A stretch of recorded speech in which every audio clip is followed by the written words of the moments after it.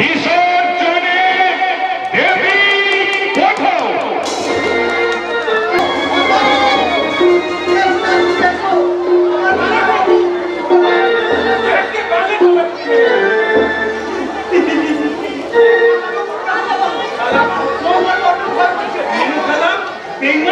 আমার সাথে আর লোকের গুন্ডাইলে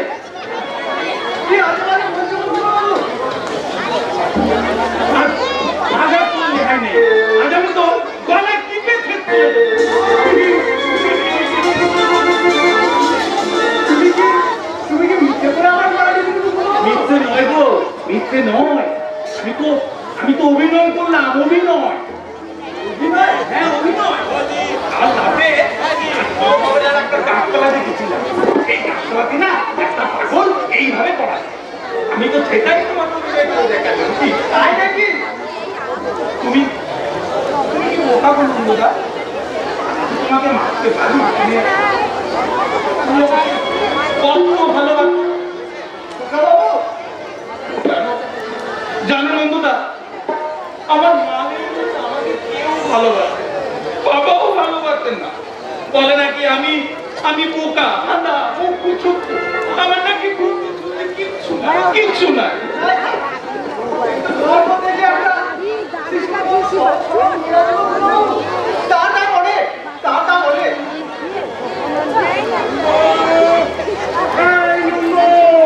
অমিত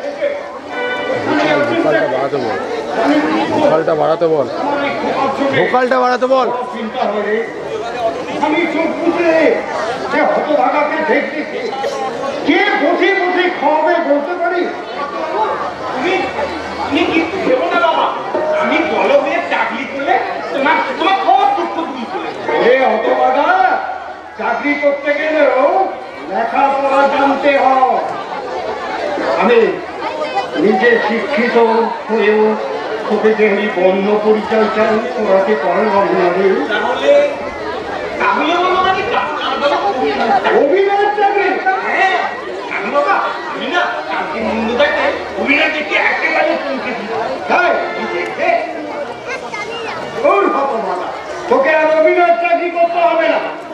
আরে দেখুই না কালকে যাত্রা পালাতে একটা পাগল কেমন করলে তা মা বাবাকে পুজো করছে। আমিও তেমনি করে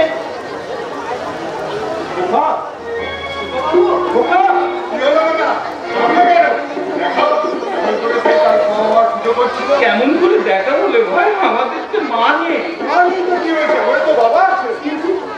কিন্তু বাবা তো আমাকে মায়ের মতো আদর বলে না।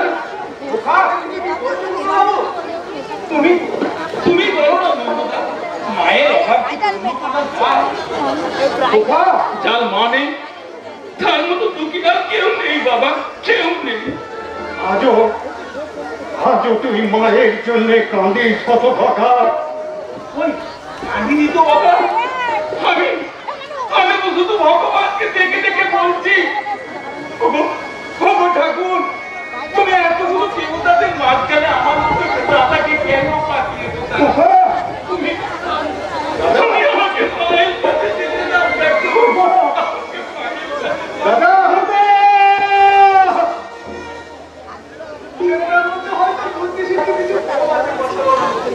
কিন্তু ওই মনটার মাঝে অনেক অভিমান জমে আছে। তাই বলছি আঘাত দেবেন না। ক্ষমা চেনে কখন যে কি করে বলবে তা ঠিক নেই। কবি আমার অদৃষ্টরে নন্দ, নাহলে পুণ্যমত্তরের হিসাব দিয়ে এইভাবে উলট পালট হয়ে যায়। হিসেব কেন বলছো বাবা? একটা হাওয়া বাবা বোকাশোকা হলেও আমি তোমার উচ্চ শিক্ষা অর্জন করতে পেরেছি। আমি বিশ্বাস খুব শীঘ্রই আমি একটা চাকরি অর্জন করে নিতে পারবো এবং দাদার সমস্ত দায়িত্ব আমি আমার মাথায় তুলে নেব। আমি জানি হৃদয়, আমি জানি তুই তোর হাওয়া গোবা ভাই তার দায়িত্ব নিতে পারবি। কিন্তু তুই কি জানিস তোদের মতো আর একজনের জন্য আমার মনটা কাঁদে। আমার কত বাড়ি নেই মনটার জন্যে।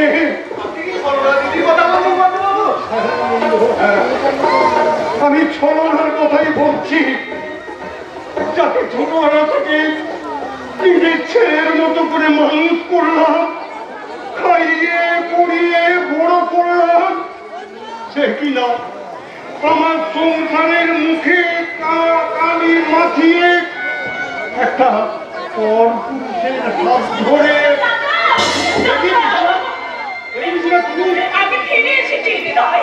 দাদা, তুমি আমাকে ক্ষমা করো দাদা। কেন এসেছিস সেখানে? আমি এখান থেকে বেরিয়ে যাও। আপনি কি বলছেন বাবু?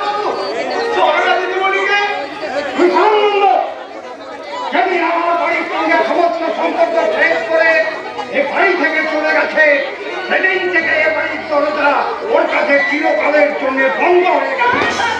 আজ থেকে ওর সঙ্গে আমার কোনো সম্পর্ক এমন শাস্তি তুমি আমাকে দিও না। আমি তোমার বাড়ির সঙ্গে থাকি কি করে তুমি মহা ভুল করেছিলাম। তাই তো সেই ভুলের প্রায়শ্চিত্ত আমার হয়ে গেছে দাদা। আমার স্বামী বলো বিষ্ণু, বলো বিষ্ণুটা কেমন আছে? তুমি যাবেন কোথায়?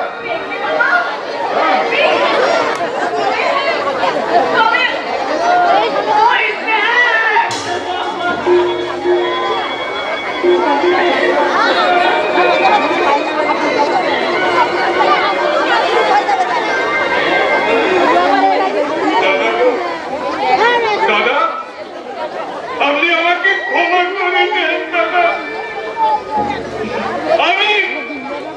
আমি আমার বইনের সর্বনাশ করে দিয়েছি দাদা। কি হয়েছে তোমার? ওর পক্ষাঘাত হয়েছে। এই অবস্থায় তুমি যদি আমাদের আশ্রয় না দাও, তাহলে আমাকে আমরা না খেতে পেরে মরে যাব। দাদা, দাদা গো,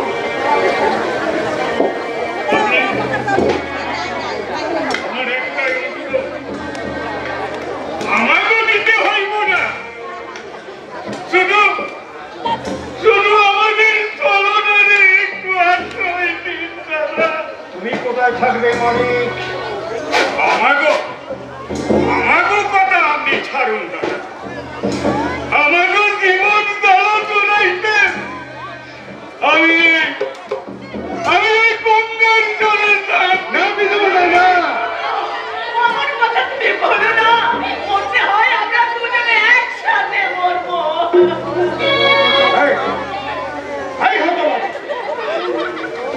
এই নিষ্ঠুর ভাবনাগুলো তোদের কে ভাবতে বলেছিলে? দাদা, তুমি আশ্রয় দেবে বাবা?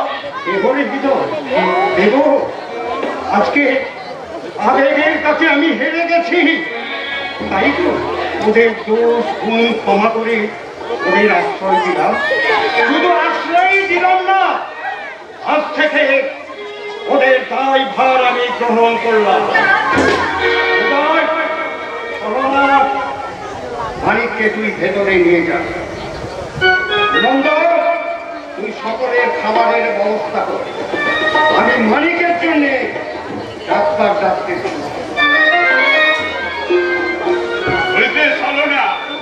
দাদা আমাদের মানুষ নয়, দেবদা আছেন দেবদা। তাই তো উনি আমারই পুনর্জীবন দিয়ে গেলেন। আপনার মধ্যে বড় কষ্ট হচ্ছে। আমার খুব কষ্ট। বিশ্রাম নেবেন, আসুন। তুমি ঘরে গিয়ে বসো, আমি তোমাদের খাবার ঠিক আছে।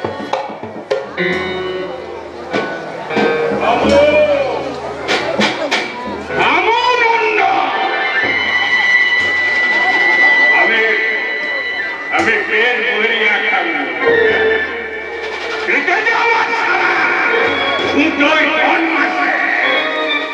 না খাইলে আমি বাঁচবো কেমনি?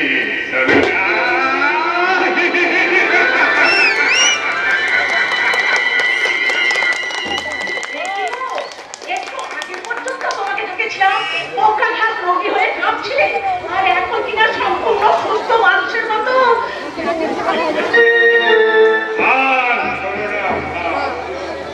এটা হলো গিয়ে মানিক জানে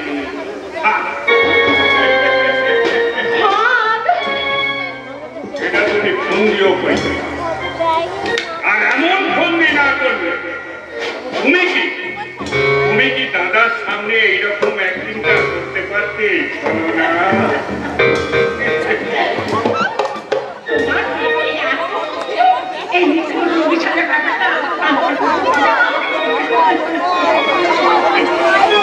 মানুষের পেটটা বড় তোমারে কইলে যদি পাস হয়ে যায় ঠিক হয়ে আমি আর তাছাড়া আমি যদি তোমায় আগেই কইয়া দিতাম তাহলে তুমি কি তোমার দাদার সংসারে এরকম করতে পারতে? কিন্তু তোমার কষ্ট হবে না? কষ্ট না করলে কৃষ্ণ কেমনি মিলবে না? তুমি ঠিক বলেছ, তুমি ঠিক বলেছ। তাই তো আমি ভাবছি। কি ভাবছো চলো না? মনা খোলা জলে ফেলবো জাল, ফেলবো মনা জাল, সেই জালেতে পড়বে ধরা গান। মনা খোলা জলে ফেলবো জাল, ফেলবো মনা জাল, সেই জালেতে পড়বে ধরা গান। মনা খোলা জলে ফেলবো জাল, ফেলবো মনা জাল, সেই জালেতে পড়বে ধরা গান।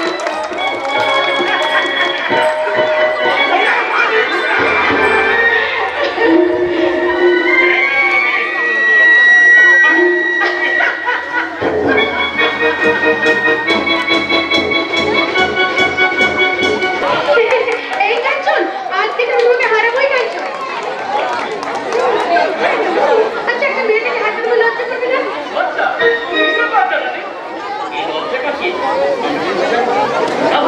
এই দোস্ত, একদম মাঝে মাঝে কথা বলবে না। আজকের খেলায় তুমি যদি যেতে তাহলে তুমি আমার কাছে যা দেবে তুমি তাই দেবো, আর আমি যেতে আমি যা দেবো তোমাকে তাই দেবো। প্রবেশ শুরু হয়ে যায়। জীবনের এই খেলাতে আর জিত দুটোই সমান, জিতলে তোমায় পাবো আমি, হারলে কই নেই হারাতে। জীবনের এই খেলাতে জিতলে তোমায় পাবো আমি, হারলে ভয় নেই হারাতে। এই কাঞ্চন,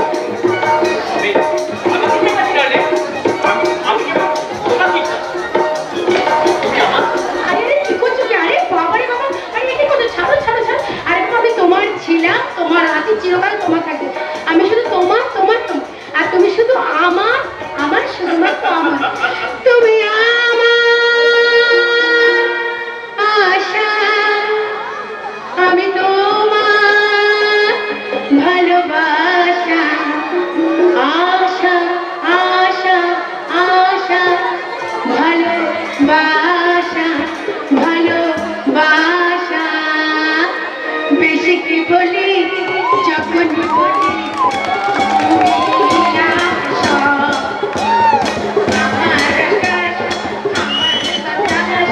পাখির কলরা, তুমি আমার আশা, আমি তোমার ভালোবাসা। আশা আশা আশা, ভালোবাসা ভালোবাসা ভালোবাসা।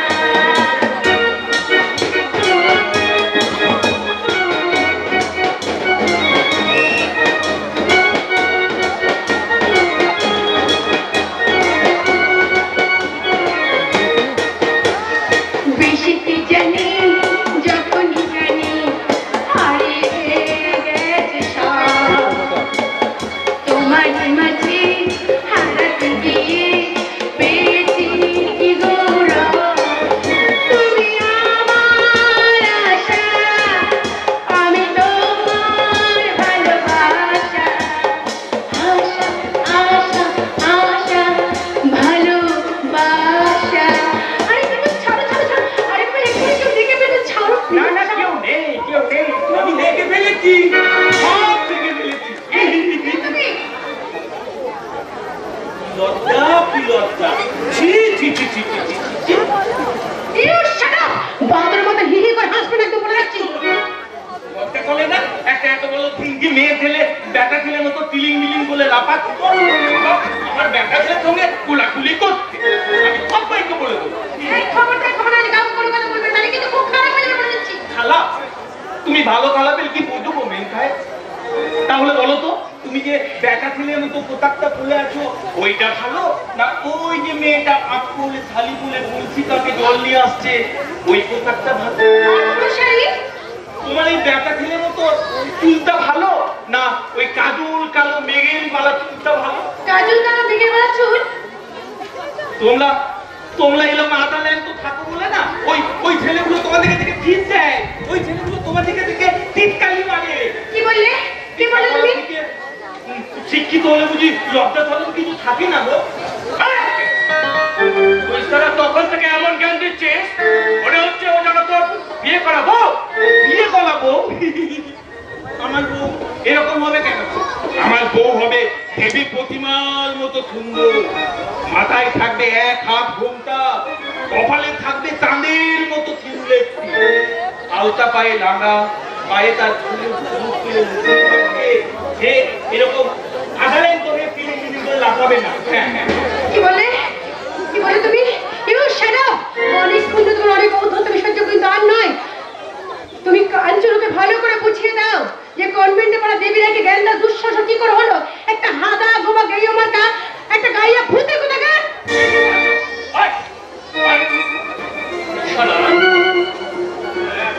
কেমন করছিস?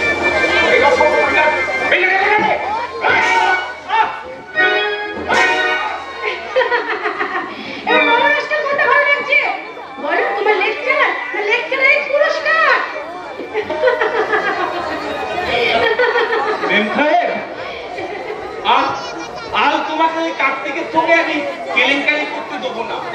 এরপর এই গোবর কলেজই তোমার কেলেঙ্কারি করে দেবে।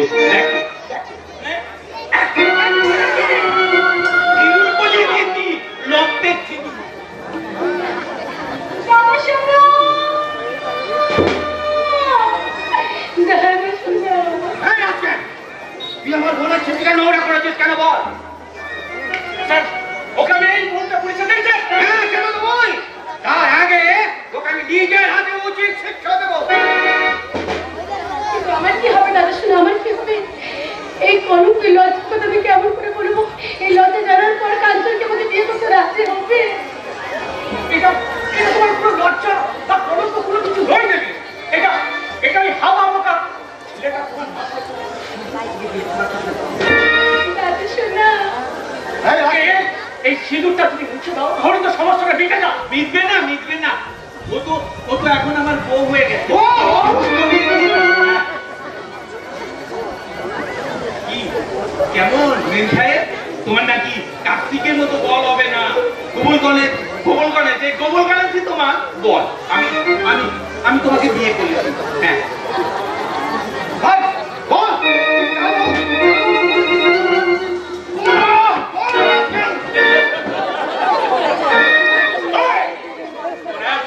সাহস তুই কিনা আমার দেবীর গায়ে হাত দিস?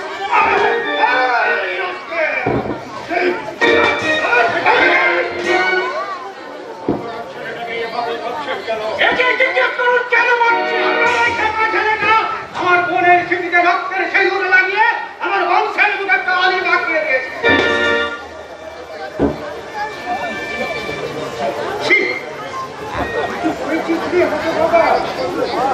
তুই শুধু এই মেয়েটাকে অপমান করিসনি, সবার সামনে আমার উঁচু মতটা নোটিশ সঙ্গে মিশিয়ে দিয়েছে।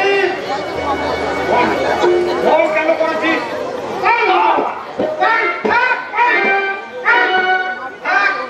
ছেলেটাকে লেলিয়ে দিয়ে আর এখন সাধু সাজতে হবে না। আপনাদের না আমি মানহানির মামলা করবো। শুনুন রায় মশাই, আমার বাবা ছেলেটা না বুঝে না ছেলে একটা ভুল কাজ করে ফেলেছে, তার জন্যে আপনার কাছে আমি ক্ষমা চাইছি। ক্ষমা? কিসের ক্ষমা? আমি হচ্ছে এই ভদ্রলোকের বাগদত্তা। আজকে ঘটনা জানার পরে যদি বিয়ে করতে অস্বীকার করে তখন তখন এই কলঙ্করি কাকি আমাকে বিয়ে করবে, কি আমার লজ্জা থাকবে? তুমি কিন্তু ভেবো না, তুমি বললে আমি তোমাকে বিয়ে করব। দ্বিতীয়বার ওই কথাটা উচ্চারণ করতে চিন্তাকে আমি নিয়ে গেছি। আপনি ঠিকই বলেছেন স্যার। এই বুড়ো মাস্টার আর এই হাবা বাবা খেপা ছেলেটা দুজন মিলে চুক্তি করে এই কাজটা করেছে। আমার ভাষাটা সংযত করো যুবক, অত নিচু মনোভাব এই পূর্ণ মাস্টারের নেই। শোনো মা, যে প্রশ্নগুলো তুমি আজকে আমাকে করলে হয়তো আমি তার উত্তর দিতে পারবো না। আমার হাবা বাবা ছেলেটা না ছেলে না বুঝে যে ভুল কাজটা করেছে এটা তুমি একটা দুর্ঘটনা বলে মেনে নাও। হ্যাঁ, দুর্ঘটনা। আমরা জীবনে চলার পথে কতই না সমস্যার সম্মুখীন হই, সব সমস্যা কি আমরা সমাধান করতে পারি? পারি না। তাই তো কিছু কিছু সমস্যা আমরা এড়িয়ে যাই। আজকের এই ঘটনাটা মনে করুন না, একটা ছোট্ট দুর্ঘটনা, আমরা কি এড়িয়ে যেতে পারি না?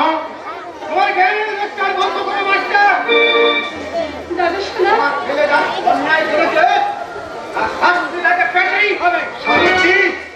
হ্যাঁ, শাস্তি। আপনার এই খেপা ছেলেটাকে পুলিশে দেওয়া হবে। আমার উঠুনের সামনে ভেবে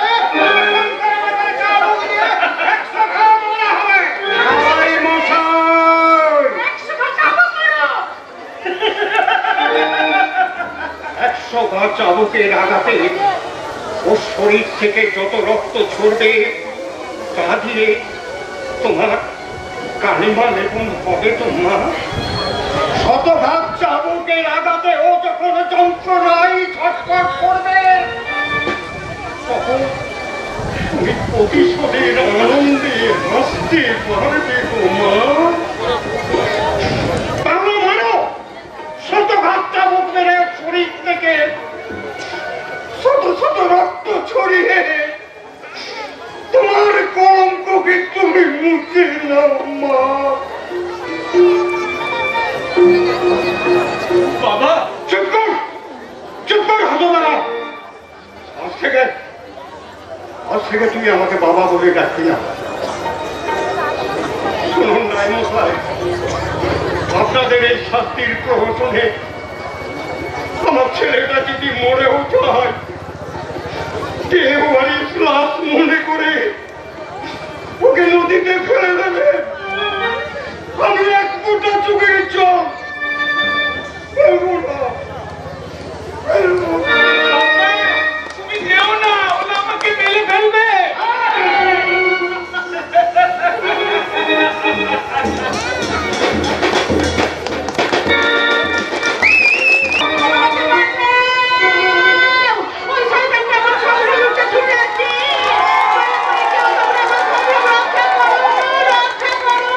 তোমাকে বাজাতে ছুটে আসবে না ছুগড়ি।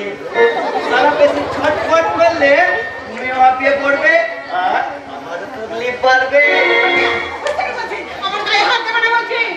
তোমার গায়ে হাত না দিলে তোমার ওই শরীরের তাপটা আমি নেব কেমন করে? হ্যাঁ, তাপ। আর সেই সাথে তোমার ওই শরীরের মাপ দিয়ে আমি আমার শরীরের কয়েকটা ছাপ দিয়ে দেবো। ছাপ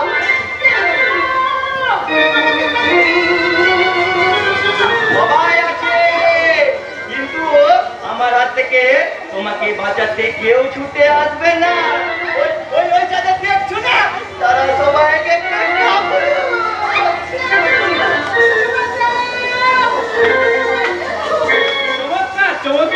বীর পুরুষের বীরত্বের কি দারুণ নমুনা। তুমি কে জানো? তোমার বাসায় আমি একজন কাপুরুষ, কিন্তু তোমার কাজ থেকে মনে হচ্ছে তুমি তো আমার থেকে বড় কাপুরুষ।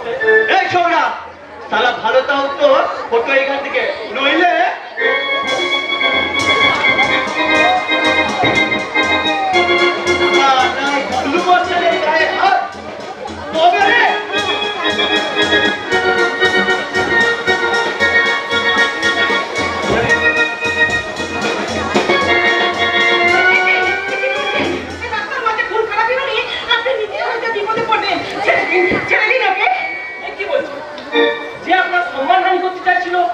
ছেড়ে দিতে বলছেন? না না, একে আমি পুলিশের হাতে তুলে না, কাজ করবেন না। ওকে ধরলে পুলিশ আমাকে নিয়েও টানাটানি করবে। এতে আমার ফ্যামিলিরও বদনাম হবে। তাই বলছিলাম। ঠিক আছে, আপনার কথা চিন্তা করে আমি ওকে ছেড়ে দিলাম। এই ছোকরা, ফটো এখান থেকে দ্বিতীয়বারে কাজ করলে কিন্তু রেহাই পাবে না। ঠিক আছে গুরু, মনে থাকবে, কিন্তু তুমিও মনে করে দেখবে তুমি যেটা করলে সেটা ঠিক করলে নাকি ভুল করলে। আমি যাই কেমন? আমার ফিরতে দেরি হলে আবার আমার বাড়ির লোক ভীষণ চিন্তা করবে। আমি আমার বাবা মার একমাত্র সন্তান তো, তাই চলি কেমন? আপনার নামটা? নাম ঝুমা। বাই। যা, চলে গেল। আজকালকার মেয়েদের দেখতে সামান্য কৃতজ্ঞতা বোধটুকু নেই। যার সম্মান রক্ষা করার জন্য ওই গুন্ডাটার সঙ্গে নিজের প্রাণটাকে হাতে মুঠো নিয়ে লড়লাম, যার সময় ধন্যবাদ জানালো না। আমি তো আমার নিজের মনের কাছে পরিষ্কার।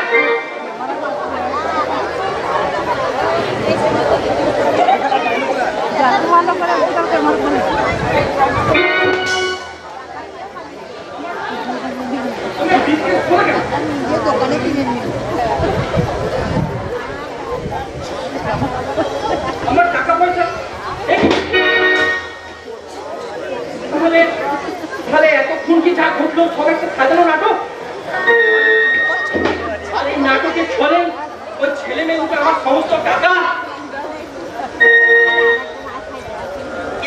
হয়ে গেছে গো, কে পারি? এখন তো এটা মারামারি যুদ্ধ বাবু, একজন একজনের পকেটটা মেরে নিজের পকেটটা করিয়ে দেয়। কিন্তু আপনি কে? আমি ফাটাকেষ্ট নই, আমি মিনিস্টার ফাটাকেষ্ট নই, আমি হলাম ফুটপাতের ফাটাকেষ্ট। ফুটপাতের ফাটাকেষ্ট? হ্যাঁ, যারা এই দুনিয়াটাকে জাহান নামে ফাঁসানোর জন্য বাসাতে ঢোকা আছে তাদের ঝুলটা ফাঁসানোই আমার কাজ। যারা দুনিয়াতে সত্যকে চাপা দিয়ে মিথ্যা তৈরি করছে তাদের সত্যগুলোকে বার করায় আমার কাজ। তাহলে যে মিথ্যার আশ্রয় নিয়ে ওই ছেলে মেয়ে দুটো আমার টাকা পয়সা লুট করলো তা নিশ্চয়ই আপনি দেখেছেন। দেখেছি কি গো বাবু, আমি দূর থেকে দেখে তার রিপোর্ট তৈরি করে আমার ঝুলিতে ঢুকিয়ে রেখেছি। ওদের আমি পুলিশে দেবো। আরে পুলিশই তোমাকে পালিশ করে দেবে। তাহলে কি আমি সুবিচার পাবো না? পাবে কি করে? তোমার যে টাকা পয়সা লুট হয়েছে তার কি কোনো প্রমাণ আছে? আপনি তো দেখেছেন, আপনিই তো প্রমাণ। আরে আমি যে দেখেছি তার কোনো সাক্ষী বা প্রমাণ আছে? কি ব্যাপার প্রমাণ? এটাই তো আইনের কেস বাবু। ভাই দোষীরা পায় সাজা, কিন্তু ফুটপাতের ফাটাকেস্টের কাছে ক্ষমা নয়। তাই তো আমাদের সমাজে যারা টাকা চুরি করে তাদের থাপ্পাতে বেঁধে বলা হয়, আর যারা কোটি কোটি টাকা চুরি করে লুট করে নিয়ে যায় তাদেরকে স্যার বলে স্যালুট করে সম্মান জানানো হয়।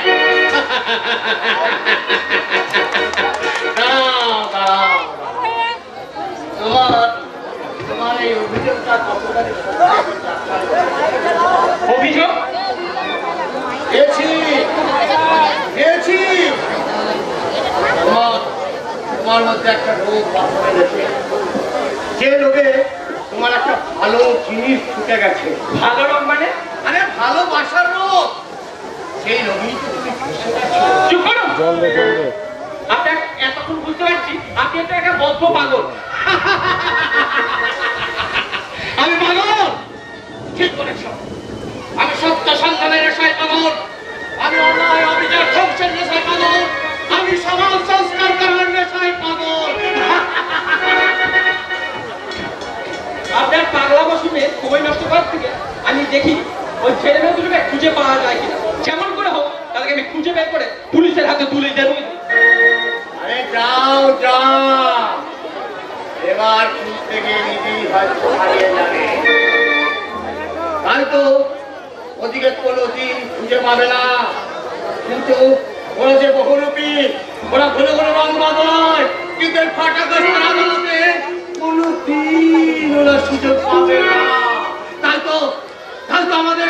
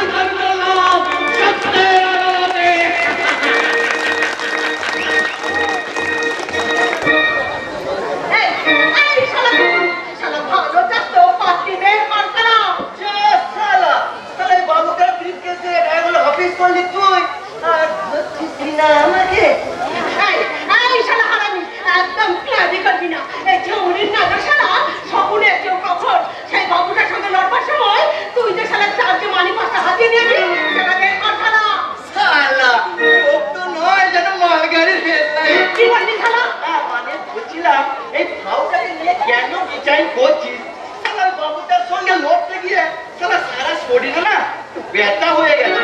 তাই এই টাকাটা দিয়ে না রাতের বেলা একটু বাংলা মাল খাবো রে, বাংলা বল। এই বাওয়াল করে ছেড়ে দে বলে শালা। এই শালা মাটি বের কর, বের কর শালা, বের কর।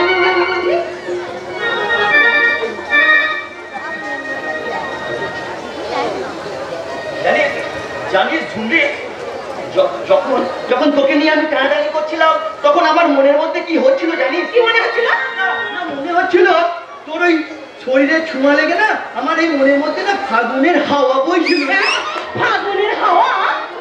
এর পাশে ঘি রাখলে যেমন গল গল করে গলে যায়, তেমন তোর ওই ইয়ের আগুনে, গুগলো মানে তোর এই শরীরের আগুনে ছোঁয়া লেগে না আমি একেবারে ফিদা হয়ে গেছি রে ঝুমরি।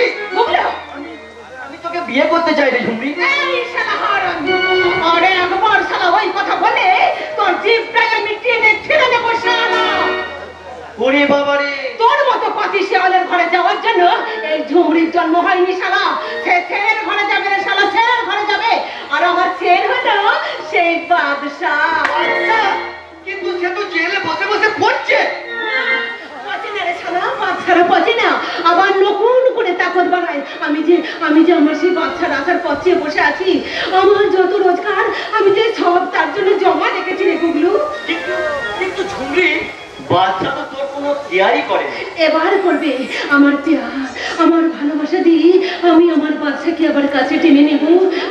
আর আমি আমার যৌবনের ফুল দিয়ে সেই দেবতার পুজো করব আর বলবো, এই জীবন ছিল নদীর মতো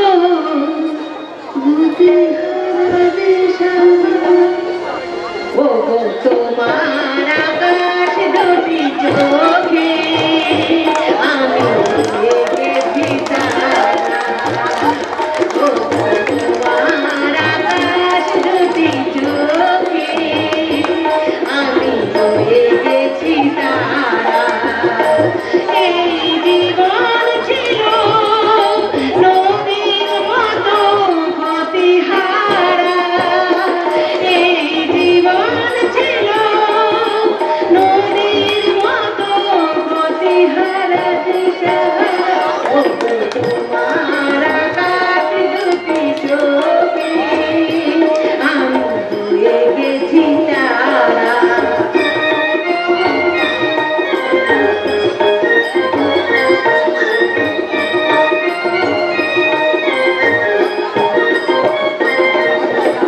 আগে ছিল শুধু পরিচয়, পরে হলো আমল বিনিময়। আগে ছিল শুধু পরিচয়, পরে হলো আমল বিনিময়। শুভ লগ্নে হয়ে গেল শুধু পরিণয়, শুভ লগ্নে হয়ে গেল শুধু পরিণয়। তাই যখনই ডাকি জনি তুমি দেবে সারা। এই জীবন ছিল নদীর মতো গতিহারা দিশাহারা। ও তোমার আকাশ দুটি চোখে আমি দেখেছি তারা। আমি দেখেছি তারা। ও আমি দেখেছি তারা।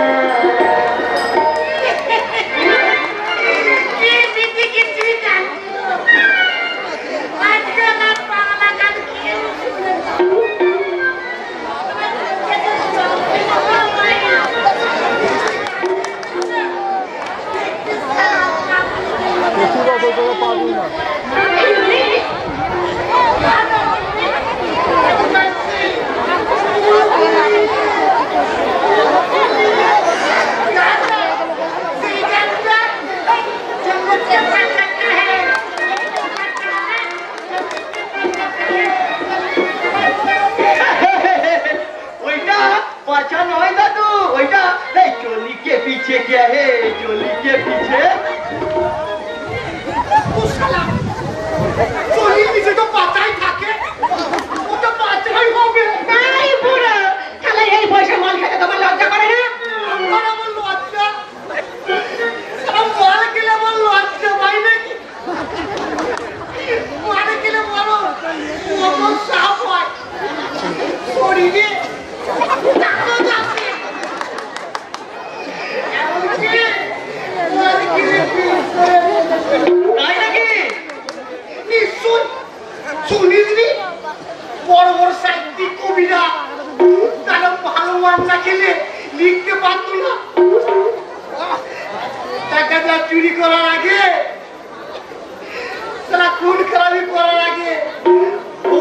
মাল খেয়ে তার তাগর মারে এমনকি কতর বর তার ফুলসজ্জা ঘরে যাওয়ার আগে ফুলসজ্জা মারার জন্য মাল খেয়ে তার তাগর মারে।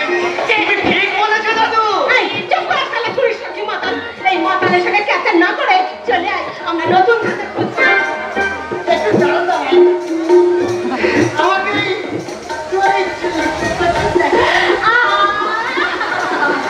বাচ্চারা আমার বড্ড শখ।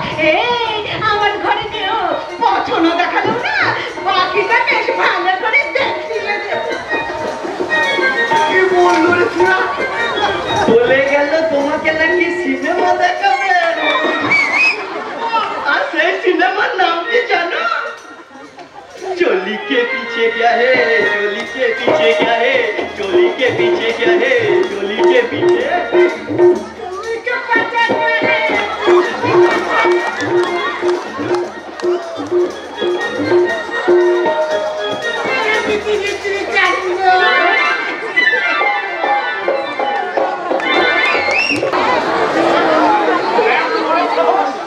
তুই কি আবার কত পুস্তিকার হবে?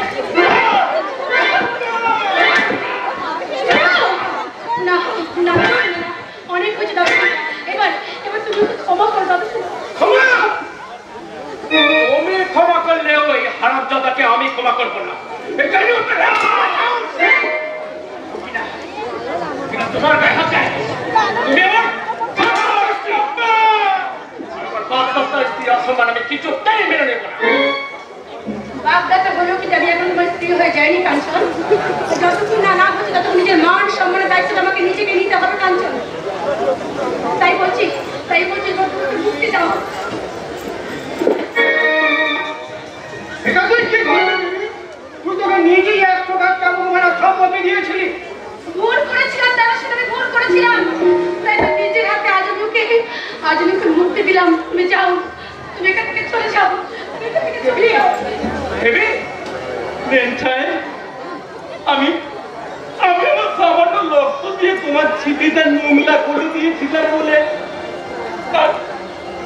আজ আমার শরীর থেকে যে রক্ত তোমরা ঝরালে তাতে তোমার ছিপি ছাপ হয়ে গেছে। যদি না হয়ে থাকে তাহলে আমার গোটা শরীরটাকে কেটে কুচি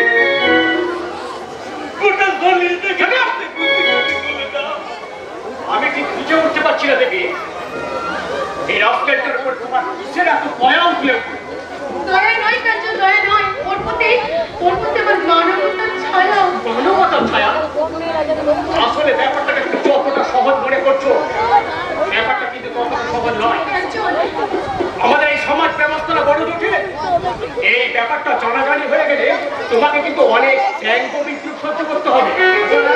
ভেবে দেখনি আজকের এই ঘটনার পর কাঞ্চন যদি বিয়ে করতে অসম্মত হতো তাহলে তোর অবস্থাটা কি হতো আমরা ভাবতে পারছি।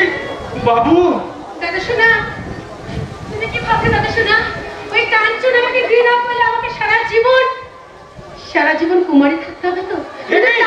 তাই হবে দাদা শোনা, তাই হবে।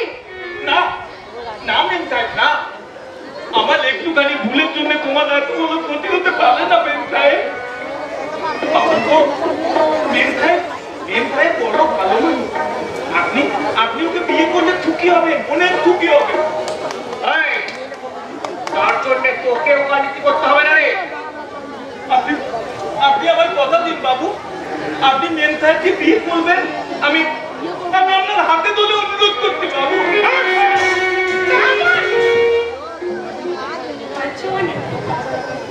আমার অনুরোধ আপনি রাখলেন না বাবু। তবে কি আমার একটুখানি ভুলের জন্য মেম সাহেবের লাল কোনোদিন বিয়ে হবে না? সালা কচ্ছর পাগলামি করার জায়গা পেলি না। তোকে আমি বাঁচতে দেবো না কচ্ছর, তোকে আমি বাঁচতে দেবো না।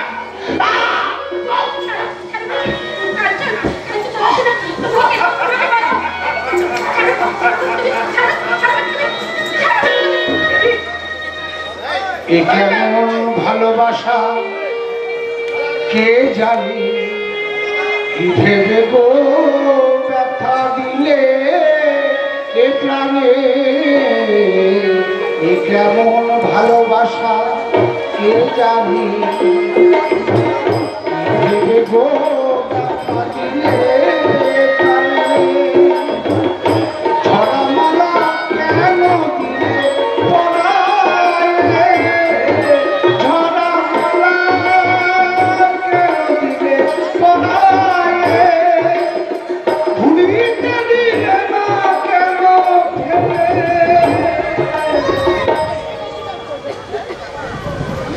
রাজেশনা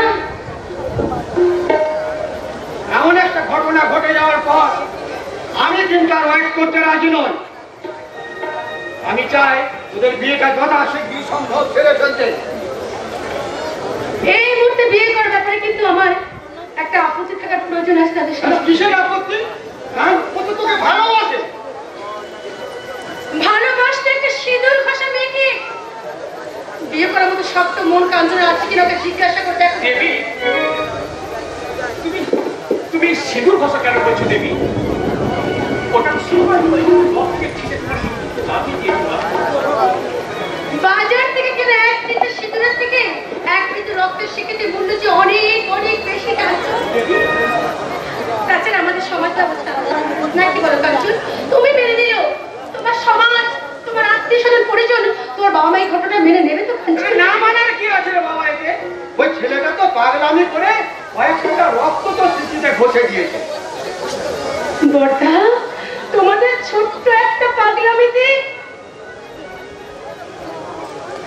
তোমরাও তো কম পাগলামি করলে না বর্দা। 2 ফোঁটা রক্তের জন্য তোমরা আমার শরীর থেকে হাজার রক্ত ছড়াবে বর্দা। একটা কলঙ্ককে ঢাক থেকে তোমরা নতুন করে আমাকে একটা নতুন কলঙ্কের ভাগিদারি করলে বর্দা। কেন করলে বর্দা? কেন করলে বলো? কেন কেন কেন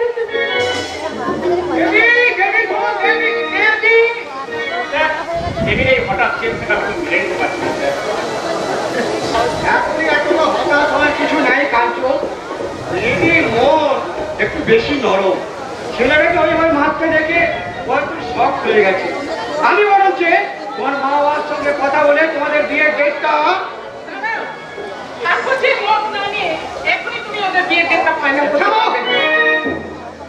আমি চাই আগামী লগ্নে ওদের বিয়েটা সুসম্পন্ন হোক এবং আমার কিছু জানি ফাইনাল। প্লিজ স্যার, বলছিলাম দেবী যখন দেবী সময় চাইছে তো আমি সময় দিতে রাজি। স্যার, আমি দেবীর জন্য সারা জীবন অপেক্ষা করবো স্যার। দেবী ছাড়া কারণ আমি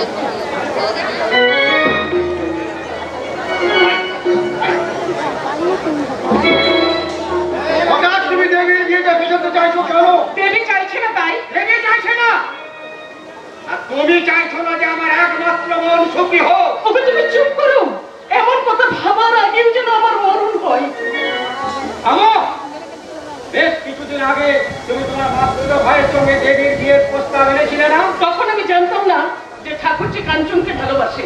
জেনেও না জানার ভান করে তুমি এই সম্বন্ধটা করেছিলে যাতে করে কাঞ্চনের সঙ্গে দেবীর বিয়েটা হয়ে গেলে তোমার এই মাতৃ ভাইকে একটা মোটা অঙ্কের যৌতুক পাইয়ে দিয়ে এসব তুমি কি বলছো? ওটা তোমার ভুল ধারণা দাদা। দেবীর সঙ্গে বৌদির মাস্তুতো ভাইয়ের বিয়ে সম্বন্ধটা আমি বৌদিকে দিয়েছিলাম, কিন্তু যেদিন জানতে পারলাম কাঞ্চন আর দেবী পরস্পরকে ভালোবাসে সেদিন বৌদি তো সম্বন্ধটা নাকচ করে দেয়। ঠাকুরপো, কেন তুমি শুধু শুধু ওর সঙ্গে তর্ক করছো? ঠাকুরপো, উনি যদি মনে করে থাকেন আমি দোষী, তাহলে উনি আমাকে শাস্তি দিন। ওনার দেওয়া যে কোনো শাস্তি আমি মাথায় পেতে দেব। ন্যাকামো না করে একটা কথা মন দিয়ে শুনে রাখো মন্দিরা, দেবী যদি কোনো কারণে ওই কাঞ্চনকে বিয়ে করতে অসম্মত হয় তার জন্য একমাত্র দায়ী থাকবে তুমি। আমি? হ্যাঁ হ্যাঁ তুমি। আমার একমাত্র বলে যদি কোনো ক্ষতি হয় তাহলে তোমায় আমি ক্ষমা করবো না, কখনো না। শুনলে তো ঠাকুরপো, তোমার দাদার কথাগুলো শুনলে তো? আমি নাকি তোমাদের ক্ষতি করতে চাই। দুঃখ করো, যদি দুঃখ করো